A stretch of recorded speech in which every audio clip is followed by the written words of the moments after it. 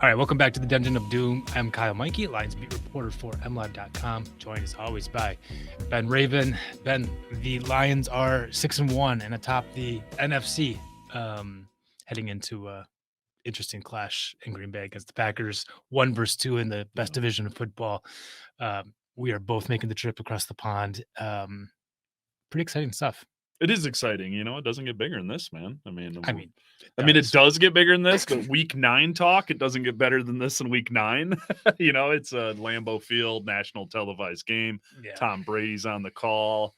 Two of the best coach teams in football fighting for the early pace in the NFC North, man, which is the best division in football. You know who won't be there? Jameson Williams. I was going to say Jameson Williams. Yeah. And we talked about it a little bit last week, Ben. Well, wait, there's more. Yeah, exactly. There always is. With the JMO, it's I think that the truest thing I've ever heard said about JMO is that he doesn't do anything normal. And I mean that in the good ways and in the bad ways. And so, yeah, he's suspended 2 games. Turns out he also was involved in a traffic stop. I'm sure most people listening to this at this point has already read the news, but pulled over in Detroit on Jefferson Ave.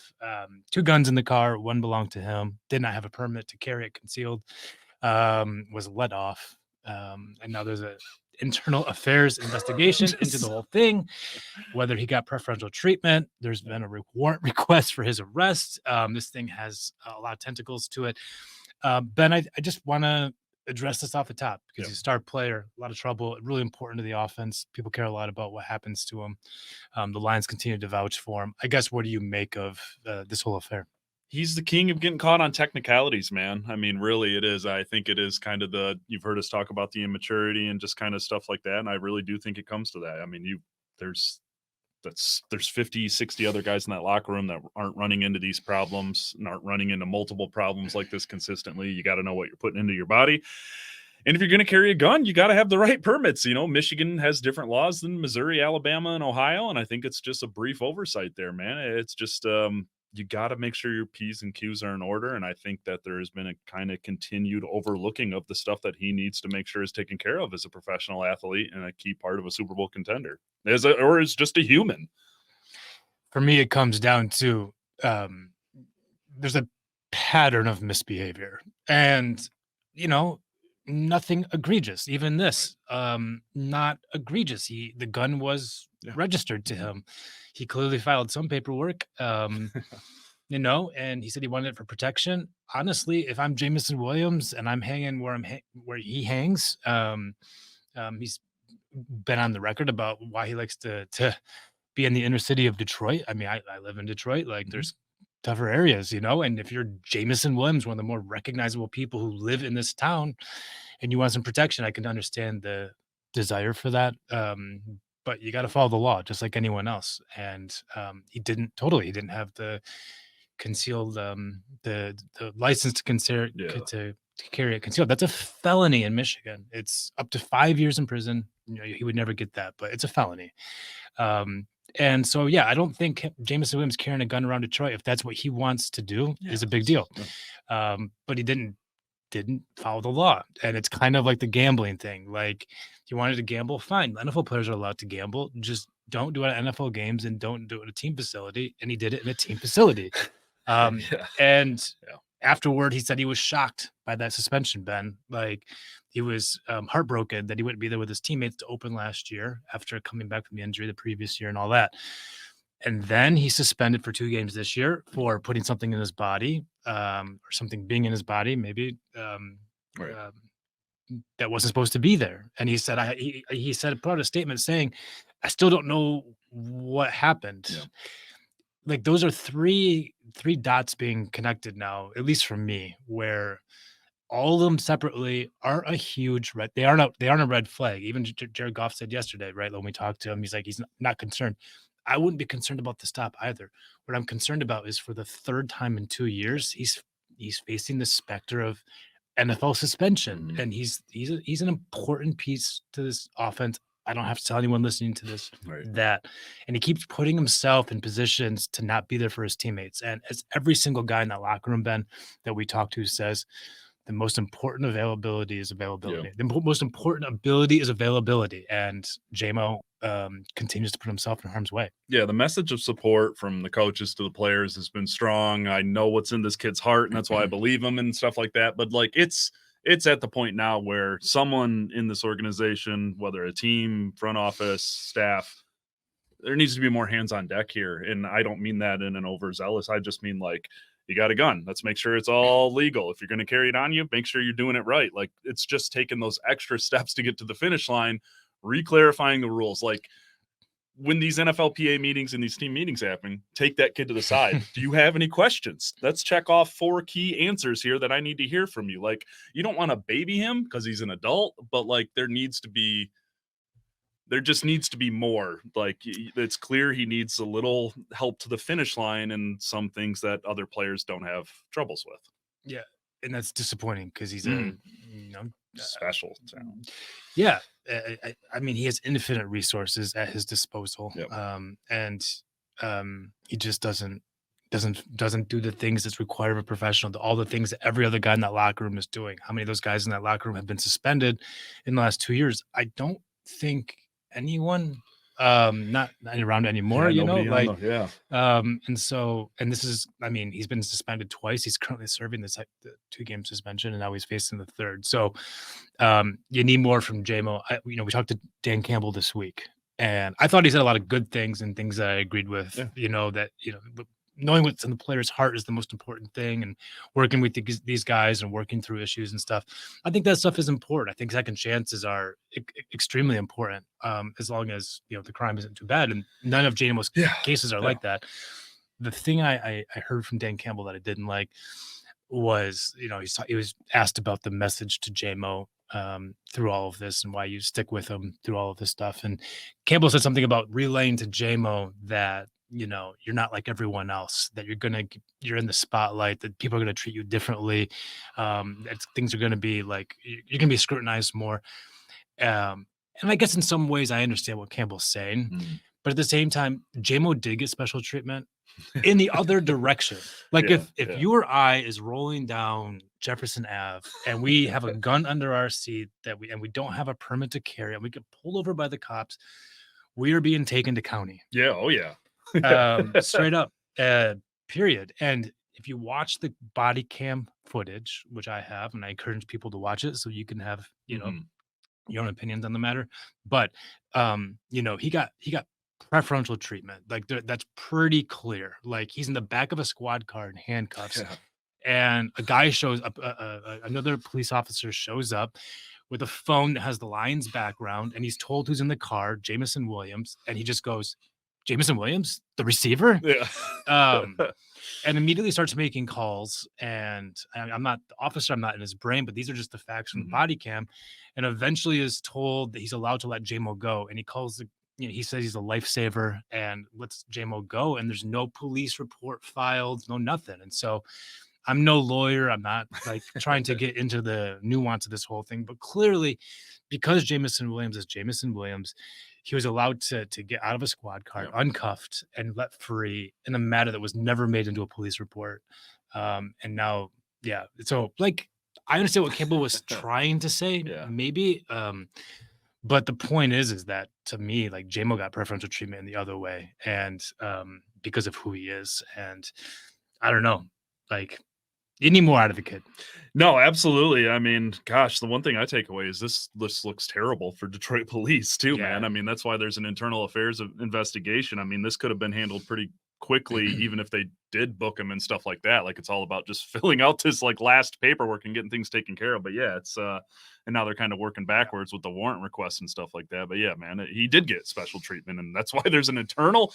We don't say that much on the Lions beat here. An internal affairs investigation into the Detroit police. So yeah, it's my first in 13 years. Yeah, on my beat, my time on the beat here, no doubt about it. But yeah, it's I get what Campbell was trying to say, but I do agree with you there. He got out of that because he's got special treatment and got treated differently than anybody else. So yeah, it's messy, man. let's roll into the mailbag. As always, you can file questions via our subtext program. Go to any line story at MLive, and you can find out how to sign up. There's a few questions about JMO, so let's start there. John W. asks, I like and appreciate Dan Campbell's response to the Jameson Williams situation. Do you get a sense of frustration from his teammates or staff? We kind of dived into this already, so we can probably just hit it quick and move on. But like, I mean, there's been nothing but public support from Goff and from Dan Campbell. That's what they should do. There's no purpose in going into the media or behind a podium and saying, you know, JMO has somehow let people down. But like behind closed doors, I bet that's happening. Yeah. I mean, those conversations, I could tell you with some authority, those conversations have happened in, like, you know, after his first season, for example, in Detroit. He was told to tighten things up, or he wouldn't be a part of the team's long-term plans. That was essentially part of the message to him. And he did. We've seen it on the field. We continue to see run-ins off the field, and that is where JMO still needs to tighten up. Yeah, and I mean, Dan, this is like the one aspect he didn't get into too much, but it's like, you don't want to be talking about this stuff in the middle of a season, especially going into a matchup like this one. But yeah, he's like, we were preparing to play without him anyway, so no effect on the on-field aspect. But yeah, there's no way there's not frustrations in this building about the suspended receiver getting all the headlines for the wrong reasons. Again, whether you view it as a JMO problem or a Detroit police problem, like, it's a distraction, and they don't need that. Yeah. Yeah. Have you seen JMO's Halloween costume? Oh, of course. Yeah. I don't think we have to dive into it. But if you're curious, just go Google it or something. It's an interesting choice for a guy who's back in hot water. Yeah.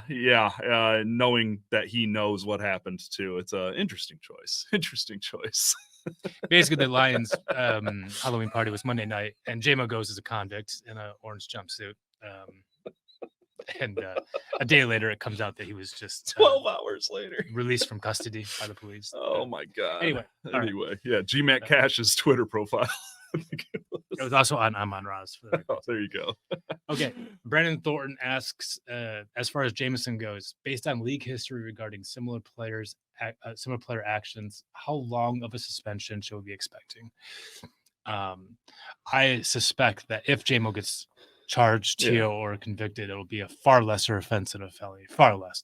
I mean, you know, and so 1 or 2 games probably, if he gets suspended, would be the max. I don't think it's a huge issue, but he's becoming a repeat offender in all this stuff, and this would be a 3rd suspension. So I don't know how that I truly don't know how that factors in, but it would be a mild suspension. This is nothing serious. He didn't shoot anyone. He didn't point at anyone.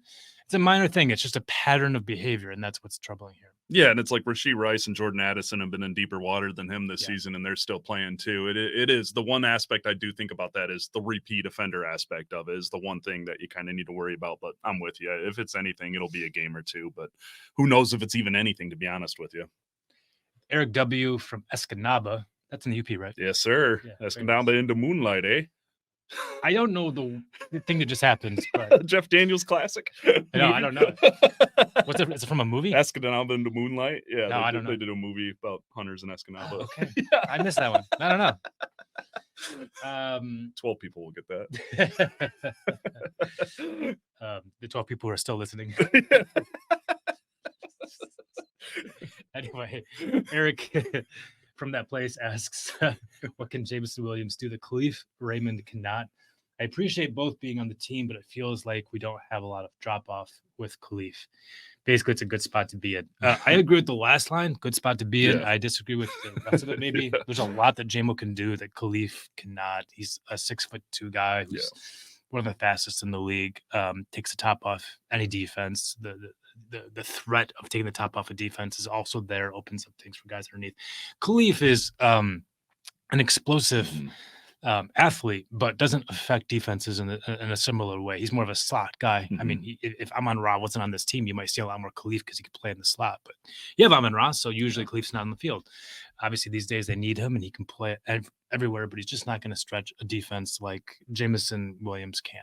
Yeah, and I don't like to overblow things, but and I love Khalif Raymond, man. Perfect fit for this organization, what he does, but Jameson Williams is a special, like, there are special athletes like Khalif Raymond, and then there are elite freak show athletes like Jameson Williams. And you mentioned the 6'2" thing, playing on the outside. I mean, no disrespect to Khalif, but when Khalif's on the outside, safeties aren't freaking out, making sure everyone on the defense knows where number 11 is. That's what Jameson Williams does to defense. I mean, you're talking about a potential like freak show 1,000-yard receiver compared to a really nice gadget piece plus athlete who can do a little bit of everything. But like, don't put those two in the same. It's a good spot to be in, but they're not in the same universe in terms of wide receiver. Yeah, I mean, Khalif he's 5'8". Like you shouldn't be throwing 40-yard passes to him down the field, like through the air. And that's what JMO does. And so I guess that's probably the biggest distinction. Yeah. But hell of a return, man. Had a huge monster game against Tennessee. Khalif did against his old team that cut him. I believe maybe cut him twice. I mean, Raymond's one of my favorite guys on this team. Yeah. Cut 9 times in his first 4 years in the league. Thought his career was done. He's got his mom waving pool noodles at him while he's trying to catch punts because he thought he was going to be like out of the league essentially, and now just tearing it up. 190 yards. NFC Special Teams Player of the Week. That's, by the way, 5 straight weeks with Lions players taking home a week. It's got to be almost a record. I mean, it's crazy every week. That's what I said to Kyle. He walks in. I'm like, you're writing an award post every single day now with this team.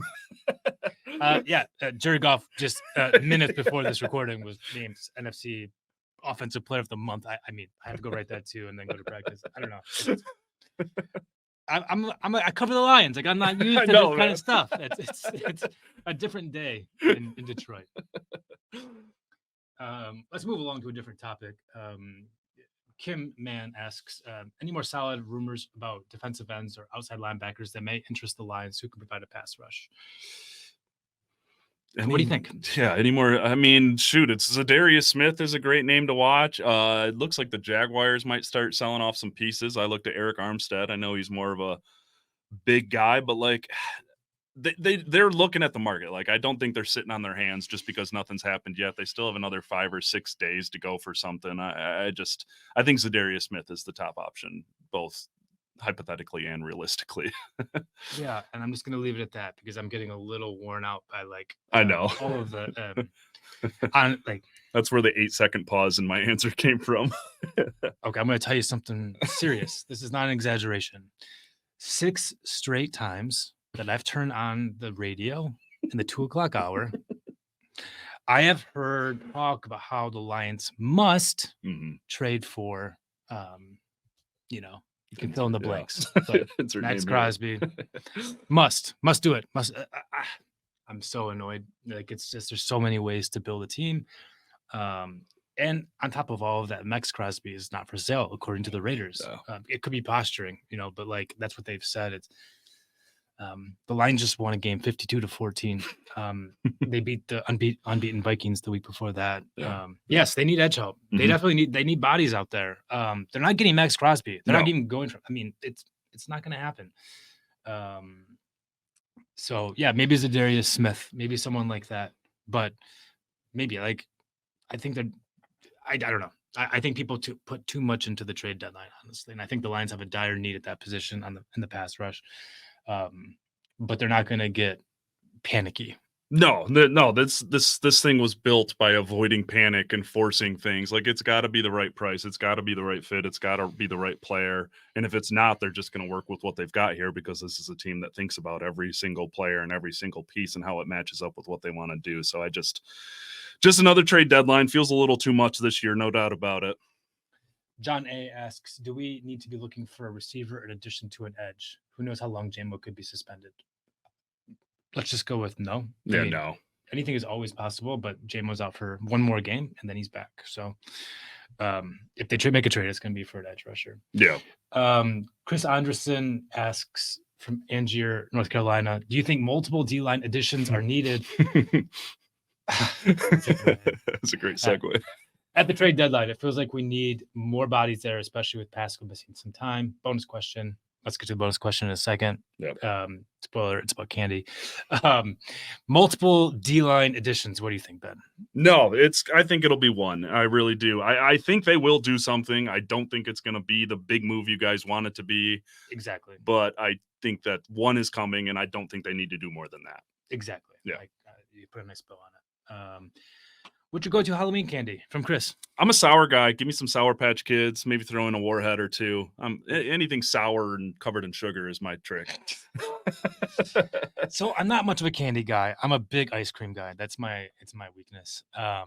But Halloween time, yeah, okay, I'll dip into some candy, and I really like Twix. I think Twix are criminally underrated. Yeah. Yeah. Reese's get all the love. Kit Kats get a lot of love. I don't hear about Twix that much. I almost said a naughty word. I love Twix.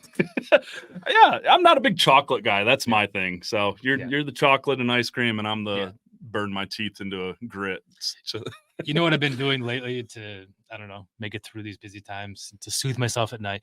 Dude, I make a homemade milkshake. Ooh. Yeah, I blend up the ice cream in like a NutriBullet situation with some like Oreo and put some oat milk or something in there to like help liquefy it. Dude, yeah, that sounds pretty good. It's tasty. Yeah. Get you ready for bed. Exactly. Knock you right out. I had some lemonade Sour Patch Kids last night, so we're on the same wavelength. It's the lifestyles of the rich and famous, right? Yeah. Lions group. Yeah, a lot of times. All right.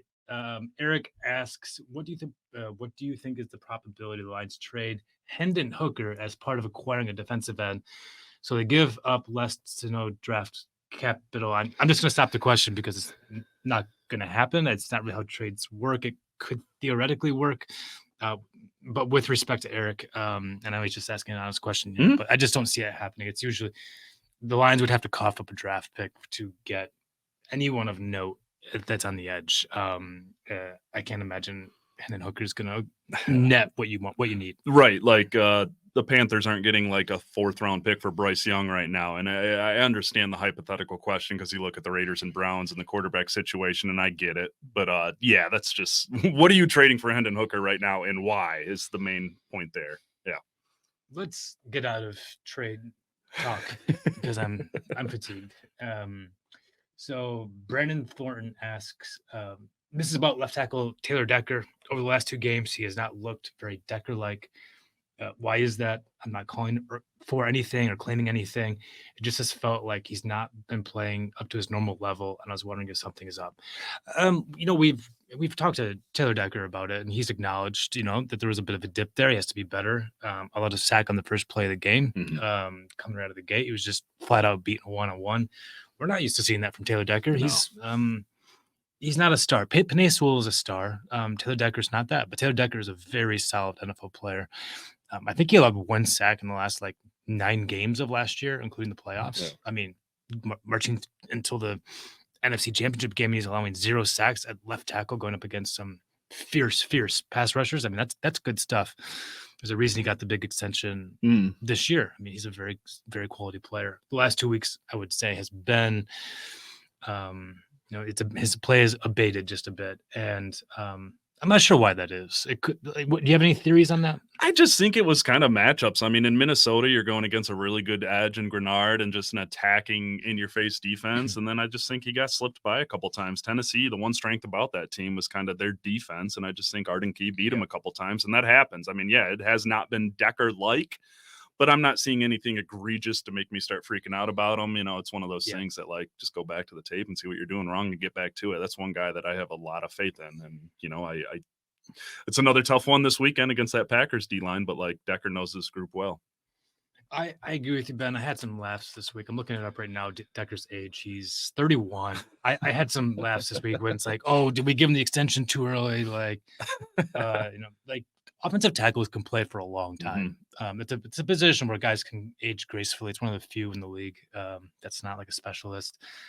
He's 31, and he's coming off a really good year last year. He had a good start this year too. It's amazing the attention spans and how quick people are to I don't know,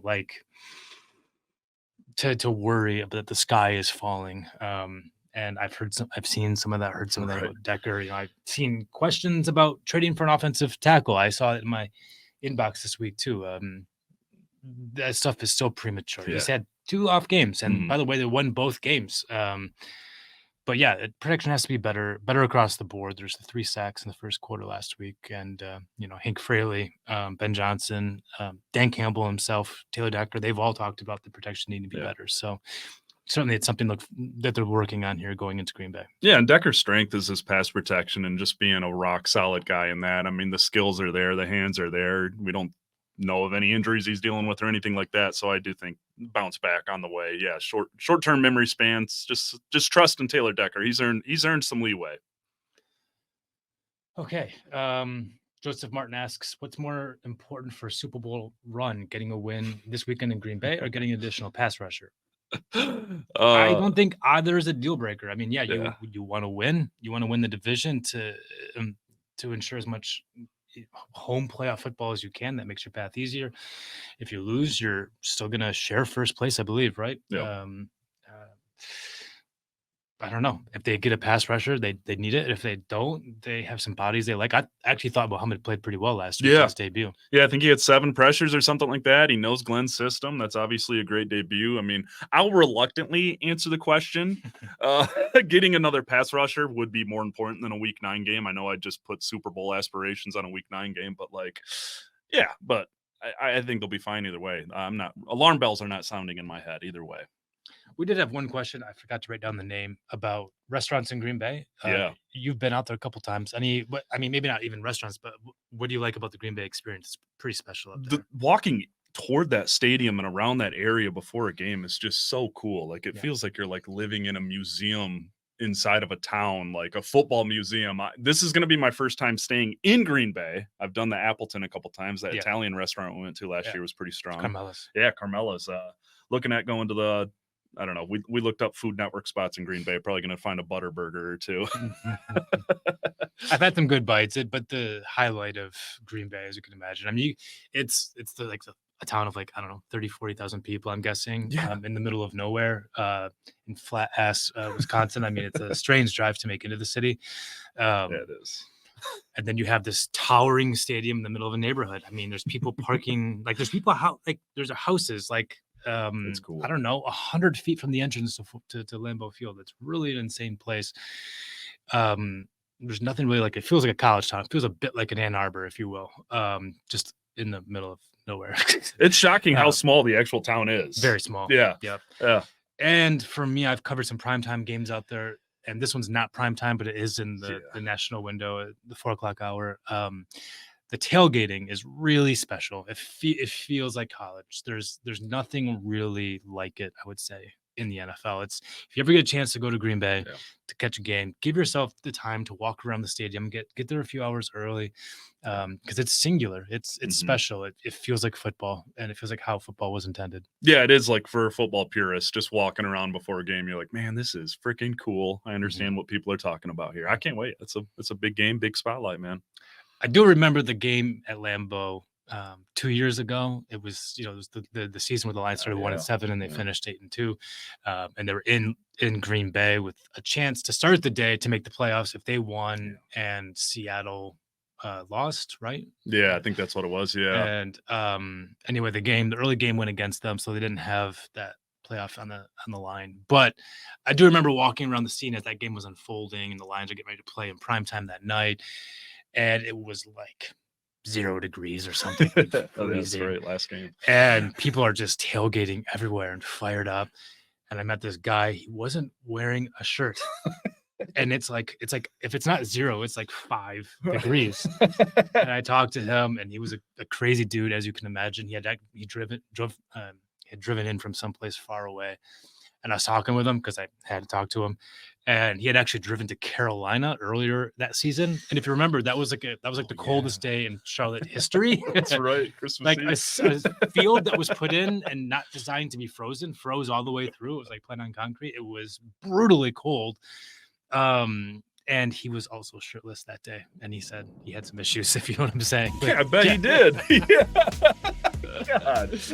But that's Lambeau. I mean, it's just a cool football. Yeah. It's football in its essence. If you're a big football fan, it's like a pilgrimage. You have to do it at least once. And I get to do it. We get to do it this weekend. Yeah, I'm excited. I love sitting in that press box, man.